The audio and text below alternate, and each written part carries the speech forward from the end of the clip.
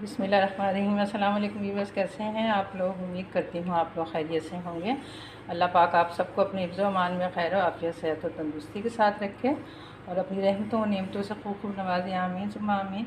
तो व्यूअर्स, आज हम अपने किचन में मज़ेदार सी दूध से बर्फ़ी तैयार करने लगे हैं। तो उसके लिए मैंने 1.5 लीटर दूध जो है गर्म होने के रख दिया है। अभी हमारे चूल्हे की फ्लेम जो है बहुत लो है। तो सबसे पहले यहाँ पर मैंने 3 खाने के चम्मच जो है कॉर्नफ्लोर पानी में घोल लिया था। तो आप कॉर्नफ्लोर की जगह खुश्क दूध भी डाल सकते हैं। तो सबसे पहले ये डाल देते हैं। अभी जो है हमारे चूल्हे की फ्लेम बहुत कम है, तो अब मैं चूल्हे की फ्लेम बढ़ा रही हूँ और दूध को जो है हम बॉयल दिलवा लेते हैं। अगर हम इसे गर्म में घोलते हैं तो ये गुठलियाँ बन जाती, इसलिए मैंने इसको जो है ठंडे दूध में ही घोल लिया है।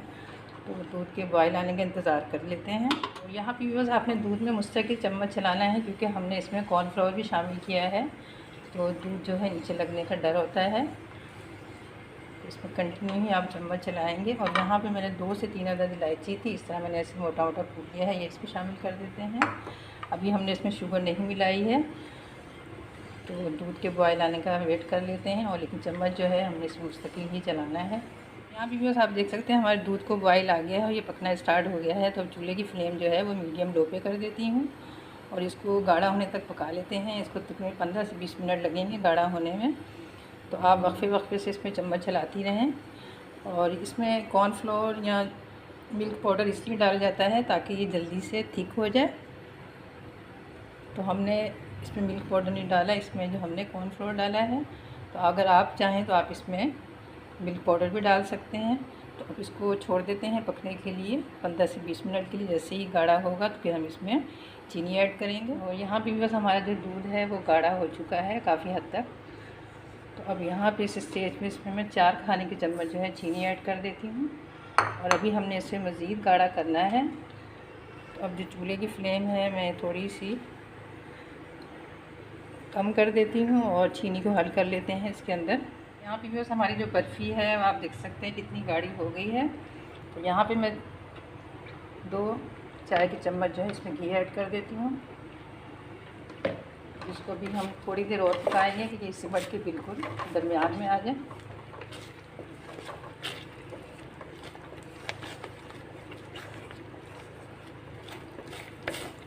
तो इस तरह साइडों से इसको करते हुए हम पका लेते हैं।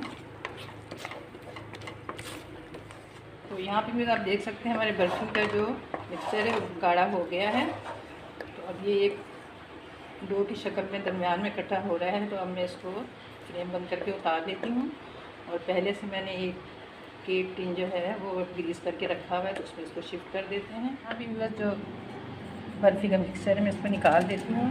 ये एक केक टिन है जिसे मैंने जब फाइल बिछा ली हो, इसको भी मैंने ग्रीस कर लिया था। ये सारा हम इसमें शिफ्ट कर लेते हैं। तो यहाँ पे भी बस मैंने इसको सेट कर दिया है। अब जैसे ये ठंडी होती है और सेट हो जाती है तो फिर मिलते हैं इसके फाइनल लुक के साथ। तो मैंने इस पर कोई भी पिस्ता या बादाम नहीं लगाया क्योंकि मेरे पास मौजूद नहीं थे। तो अगर आप चाहें तो इस पर पिस्ते, बादाम या कोई भी ड्राई फ्रूट लगा सकते हैं। तो फिर मिलते हैं व्यूअर्स इसके फाइनल लुक के साथ। व्यूअर्स, हमारी बर्फ़ी अच्छे से सेट हो गई है। इसे मैंने फ्रिज में रख दिया था रूम टेम्परेचर पे आने के बाद। तो सबसे पहले इसको साइडों से ऐसे छुरी की मदद से हम इसके किनारे जो है अलग कर लेते हैं। और अब यहाँ पे एक प्लेट लेके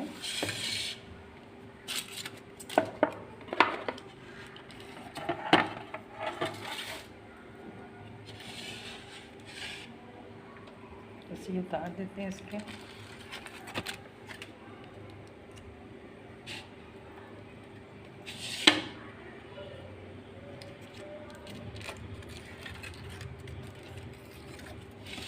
तो यहाँ भी मैं इसको पीसीस में कट कर लेते हैं।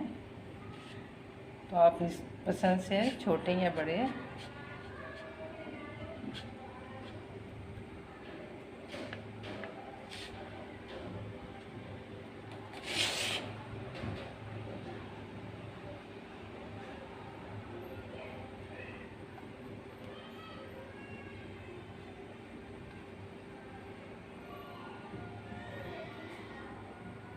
मैंने बर्फ़ी को कट कर लिया है। अब इसे दूसरी प्लेट में हम निकाल लेते हैं। तो आप देख सकते हैं कितनी सॉफ्ट नरम मुलायम हमारी बर्फ़ी तैयार हुई है।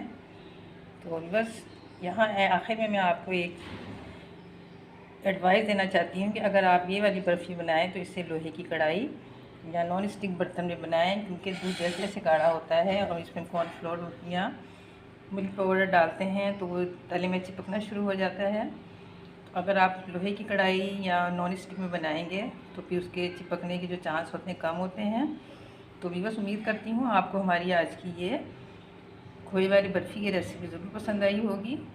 अगर आपको हमारी आज की रेसिपी पसंद आई है तो हमारी इस वीडियो को खूब लाइक और शेयर करें अपने अहबाब दोस्त साथियों के साथ, और हमारे चैनल को भी ज़रूर सब्सक्राइब करें, घंटी के बटन को भी ज़रूर प्रेस करें ताकि आने वाली नई वीडियो की नोटिफिकेशन आपको सबसे पहले मिल सके। तो मिलते हैं नेक्स्ट वीडियो में एक नई रेसिपी के साथ। जब तक के लिए अल्लाह हाफ़िज़।